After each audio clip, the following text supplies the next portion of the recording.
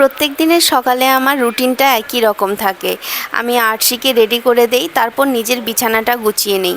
বাইরে থেকে দেখলে এটা হয়তো খুব ছোট্ট একটা অভ্যাস, কিন্তু এই ছোট্ট কাজটার মধ্যেই লুকিয়ে থাকে গোটা দিনের শৃঙ্খলা, মানসিক শান্তি আর জীবনের বড় বড় শিক্ষাগুলো।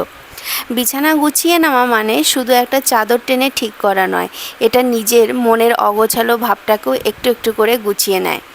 সকালবেলায় যখন নিজের হাতে নিজের জায়গাটা পরিষ্কার করি, তখন যেন নিজের ভেতরেও একটা পরিষ্কার ভাব আসে। দিনটা কিভাবে কাটাবো, কিভাবে দিনের দায়িত্বগুলো সামলাবো, সেই শক্তিটা তৈরি হয় এখান থেকেই। আর একটা বিষয় আছে, পরিষ্কার পরিচ্ছন্নতা শুধু শরীরের জন্য নয়, মনের জন্যও খুব জরুরি। একটা গুছানো বিছানা, একটা পরিপাটি ঘর, এগুলো আমাদের অজান্তেই মনকে শান্ত করে, অস্থিরতা কমায়। দিনের শেষে যখন আবার সেই বিছানায় ফিরি, তখন মনে হয় হ্যাঁ, নিজের জন্য অন্তত একটা সুন্দর জায়গা তো তৈরি করে রেখেছি। আর সত্যি কথা বলতে কি বলতো, যাদের ছোট বাচ্চা আছে তাদের বিছানা বা ঘর কতটা পরিষ্কার থাকে শুধুমাত্র তারাই জানে।